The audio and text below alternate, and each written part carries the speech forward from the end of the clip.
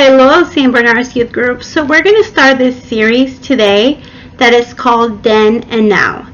And basically what it is we've asked 6 of our young adults now that used to be part of our youth group to give a testimony on how youth group has been part of their lives, how they develop a relationship with youth group, and what are they doing now after many years since they've left us. So I hope you enjoy, I hope it inspires you, and I hope that you understand how much we want to walk with you, how much we want to be part of your family without being creepers and all. Just want to be able to empower you and tell you how much God loves you and how amazing it is to be part of this great family in Christ. So I hope you enjoy this week's episode, and here you go.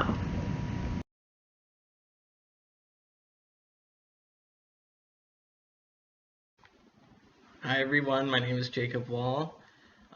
Most of you might recognize me, some of you don't, but I used to attend St. Bernard's youth group when I was 14 years old. That was a long time ago for me. And yeah, it just was a great experience from starting out there to where I am now. So currently I just got back from a full year of being a missionary for a company called Life Team, which actually puts together the programming for youth group that Letty uses for all of you, and it just was a wonderful experience. So let me tell you a little bit about how my high school career and all that fun stuff. But yeah, so I first started going to youth group when I was about 14 years old, and I remember very quite clearly me running away from it multiple times because I did not want to be there, and I was probably for some of you forced to go, like your parents make you do, and I literally would run away. My house was only like 3 blocks down the street, and I would literally just run home, and I did not like it, and I couldn't stand it. And then, yeah, it didn't become a priority for me until after I went to one retreat, and it was a leadership retreat, and I experienced adoration for the first time, and it was just a very beautiful encounter to have a one-on-one with Christ. I don't remember everything exactly how it happened, but I was just very deeply moved by it that after that weekend, youth group became a huge priority for me in my life.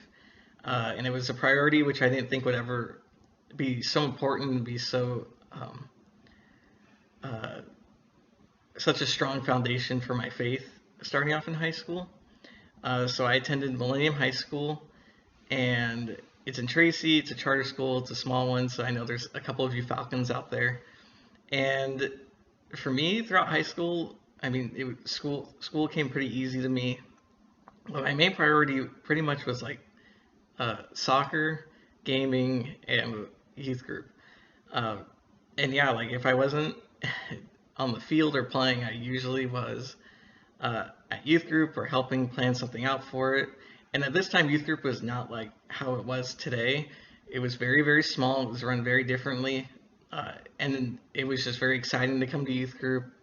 It was great to meet friends from other high schools who were, Catholic or just getting into the faith and just weren't really sure and just were looking for a group of people to hang out in. And I just remember we had to like grow our youth group because everyone else from all the Protestant churches around town had huge groups. And I know for us, we had like one of the smallest groups. And I still encourage that all of you who watch this video do this today when you're able to come back to youth group, or even just invite them to Zoom sessions. But go out and challenge everyone to come to youth group. At least give it 3 times. They have to try it at least 3 times on the Zoom call or in person whenever that can happen. But that's how we built up our youth group. We had to invite all of us had to invite one to 3 people each week for youth group. And we went from around 10 people each night to about, I think the highest we got to at one point was like around maybe 40 to 50 people. And it was just exciting. It was great to see this community build. It was a great place and a safe place to talk about your faith, because in public high school, you see a lot of things. I personally went to a Catholic middle school, so I was very not exposed, and I thank my parents for that at times, but there were times where it's man, I didn't know how sheltered I was coming into public school, and you just hear a lot, you see a lot, and you just try to make it the new norm. And I think that's one of the horrible things you can do nowadays is try to make a secular world part of the new norm when the reality is your faith and your beliefs should be the new norm. It should just be the normal thing in your life. The This past year as being a missionary, the secular world wasn't the norm. It was living a faith-based life, community prayer, adoration, morning and evening prayer, and being able to be with a community of people that just have a strong desire and love for the faith, have a love for God, love for Jesus, big devotions to St. Joseph and St. Mary. And yeah, it's just incredible from like seeing what youth group has instilled in me from when I was in high school to where I am now. And that youth group installs little seeds throughout your heart and throughout your soul. And when you're with a group of people that have a love for God and just a very loving desire for this religion and this faith, you see those seeds grow over time in you. Even when you don't see it yourself, because there were times where I've found myself in a lot of desolation, even after graduating from high school and moving away from youth group, but eventually coming into terms with consolation with the Lord and seeing the seeds finally like sprout and like you start to realize, and I started to realize like how important like youth group was to me, and it still is to me.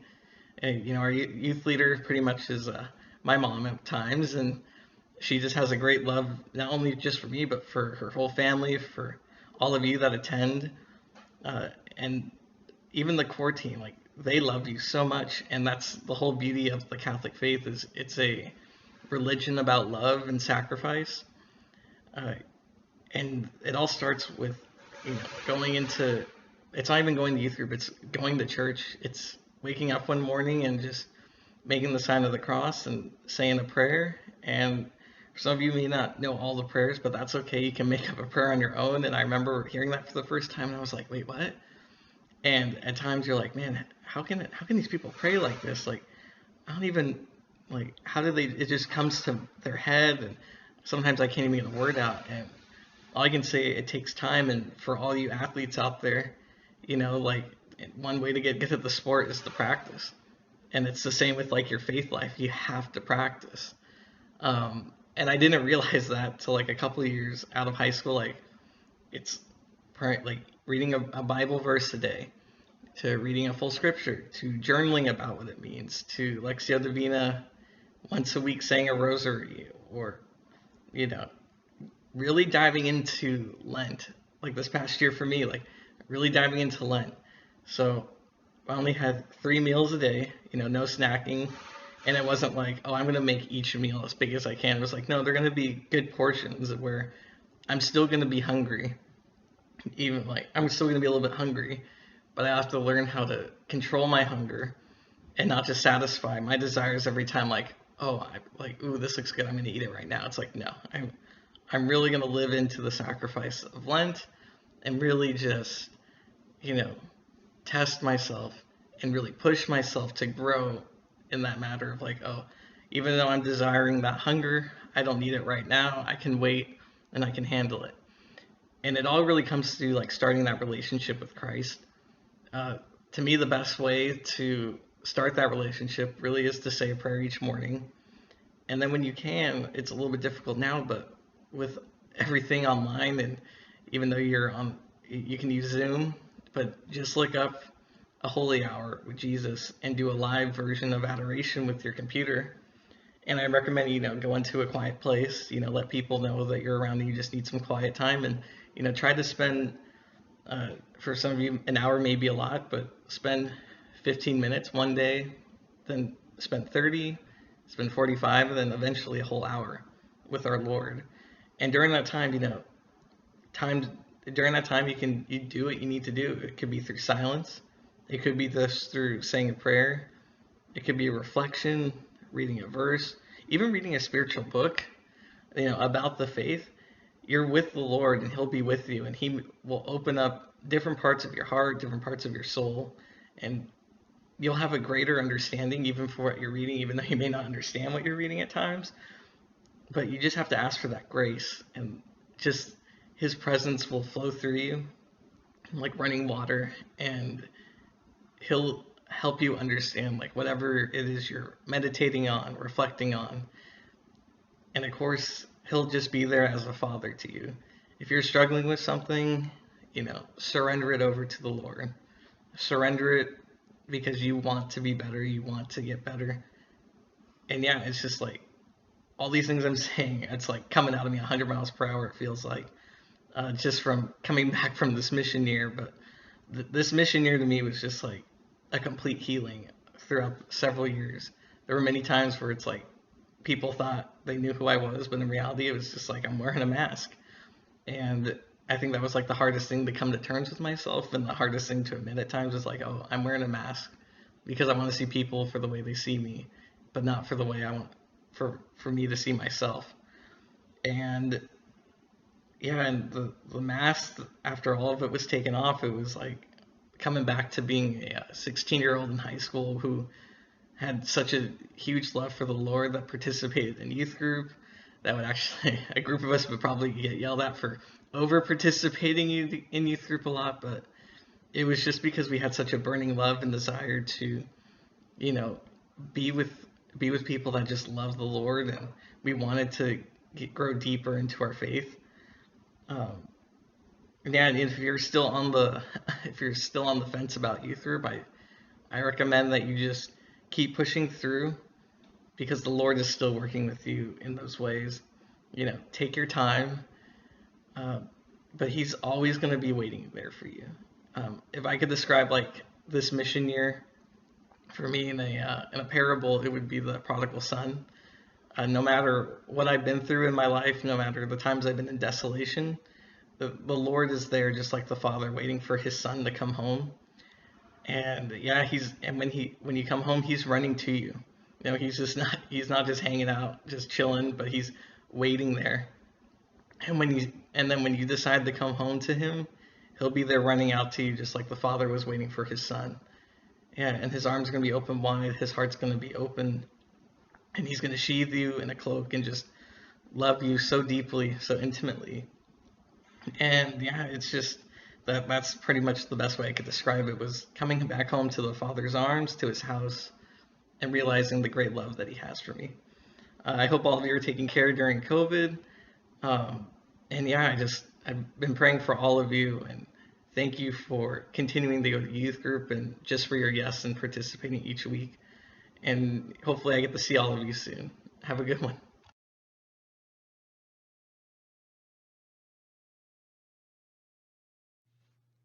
Hi everyone, my name is Brenda Gomez, and this is my experience as a teen at St. Bernard's Youth Group. It was a very slow development of falling in love with my faith, and for my freshman year, I was forced by my mom, since she was a choir member, and then she really pushed me to be involved with all the little tiny groups, like the skit team, the music team, the leadership team, all this stuff. I didn't really want to do it, but it was also kind of fun because it really felt like I had something to do over the summer or throughout the week. And it wasn't until the end of my sophomore year that I really started making connections with people, and a lot of connections with the core members. And what I noticed is that these people, majority of them, they were very genuine people that were so in love with the Lord, and you just saw that through their actions. You saw it through the way they talked to you, the way they talked to others, to their community. When they saw me, they saw someone who has so much potential, someone who's so talented, that has so much to offer, which are things that I never really saw in myself. Honestly, I never really saw a future for myself. I didn't know, or my hobbies, I didn't know what I loved to do. I didn't know the type of person that I could be. I just kind of went through life just very airheaded, just kept going and going, unsure of what my future would look like. And when I encountered these people, they were always so welcoming, so loving, and would tell me how wonderful I am and how talented I am, and they just couldn't wait to see what God has in store for me. And I just never really understood this, but it slowly made me realize that maybe I am worth so much more than what I've ever thought of myself to be. It encouraged me to be a little more involved um, with my relationship with Christ. And I got this opportunity to go to a leadership retreat. I got to bond with a lot of the women from my youth group at that time. And we went through just this leadership program and learning how to step out of our comfort zones, how to be welcoming, how to see your full potential as a leader in your youth group. And I loved it so much. I learned so much about myself. I was able to finally be vulnerable with others and see that I can walk with others, see that people want me to walk with them, and appreciate my presence, which is something I always felt like no one really cared if I was there or not. To be able to walk through this and then my junior year being totally pushed all in into youth group leadership activities really formed the person I am today.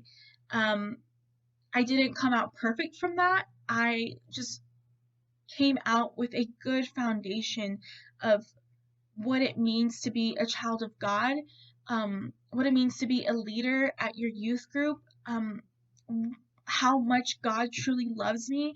And through that time, I was really able to recognize how beautiful I am in the eyes of the Lord and how I am made for so much. What I'm doing now, I am in my last year of university. All 4 years were a struggle. I loved my school, but I was going through a lot mentally, physically, just spiritually. My foundation at youth group really taught me how to fight through all of that. If I didn't have the opportunities that I had at youth group, if I didn't take advantage of them, I don't think I would have been able to survive through my 4 years at university away from my hometown, away from my family, because of just how much of a support system I have there and having to develop a whole new support system out here.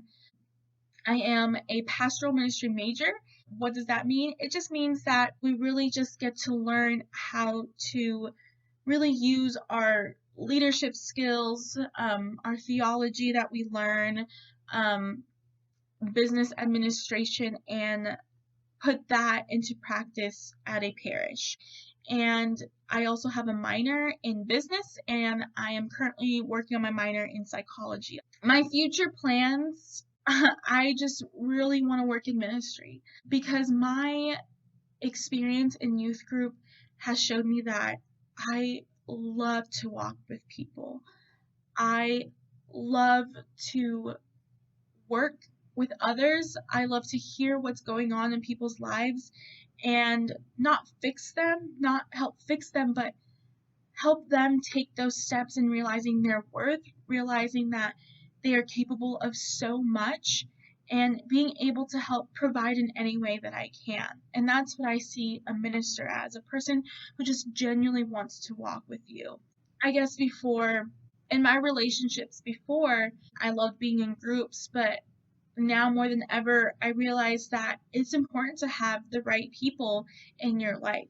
It's beautiful to have as many friends as possible, but it's also important to know how to take care of yourself and surround yourself with a community that's going to lift you up, that's going to help you be the best person that you can be.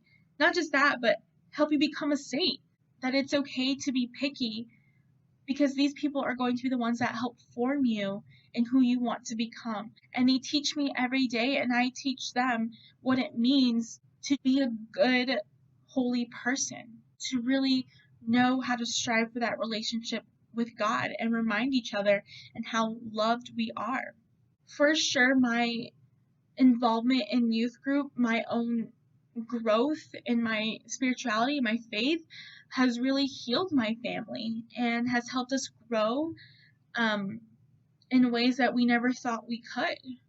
Like any family, we were very dysfunctional. We had lots of issues, and just my persistence and not letting go of my trust in God and continue to say yes to Him, He has helped form the hearts of my parents, of my siblings, of just our whole lifestyle and truly bringing us out of that darkness and learning how to work together as a family again and listening to one another and loving one another the way God has called us.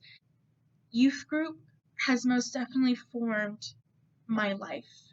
When you truly give it a chance and you push yourself on the days that you don't even want to show up, when you push yourself the days that you're just not feeling it all the time, it's the devil trying to push you down. There are so many days that even when I was a core member, I did not want to show up to youth group because I wasn't feeling it, but I forced myself.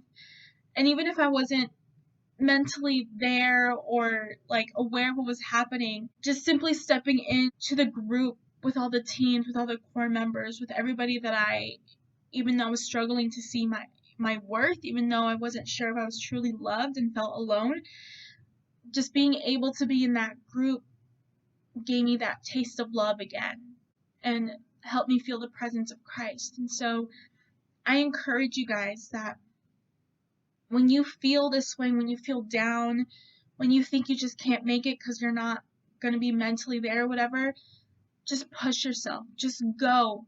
You don't have to be fully there. Just simply sit and soak in everything that's going on around you. And I promise you at the end, you will get this sense of peace that the Lord is there with you, that the people around you do truly love you. If you let it, youth group will most definitely change you, and it will truly transform your heart in a way that you couldn't imagine. I don't mean it changes you into this perfect human being. I am still learning about sainthood and I am striving for it every day. It will change you in the way that you will love yourself and you will have so much peace and joy even through the hard times when it's hard to recognize the good around us. As long as you keep striving to simply just be present at youth group, the Lord is going to work so many miracles within you and through you. And I simply want you all to know that you are seen, known, and loved, and that I am always praying for you. Even if I do not know you by name, even if I haven't met you, I'm always praying for St. Bernard's Youth Group, and I will always be here to walk with each and every one of you. God bless.